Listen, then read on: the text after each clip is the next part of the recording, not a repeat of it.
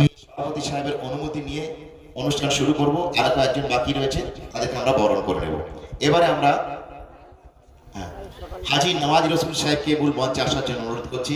তার কারণ কর্মকাণ্ডের অন্যতম এক নায়ক আমরা বলতে পারি। হ্যাঁ, হাজী সভাপতি সাহেব নিজেই বরণের দায়িত্বটা নেবেন। আমি হাজী নওয়াজ রসুল সাহেব তাকে সামনের দিকে আসার জন্য অনুরোধ করছি। এই হাজী নওয়াজ রসুল যিনি সম্পাদকের দায়িত্ব পালন অব্যাহত রয়েছেন গোলাম রসুল মেমোরিয়াল ট্রাস্টে। সকলে একটু করতালি দিন। আচ্ছা, এবারে বলি, এনার সম্পর্কে দু এক কথা না বললে নয়। আমি যখন ইনভাইটেশন পাচ্ছি তখনও শুনলাম যে জনাব এসে পৌঁছতে পারেননি। তো আমি বললাম যে সভাপতি সাহেবকে বললাম যে উনি কি এসে পৌঁছতে পারবেন না? বললো উনি না হলে তো অনুষ্ঠানই হবে না। সাহেব বলছে উনি না হলে তো অনুষ্ঠানই হবে না।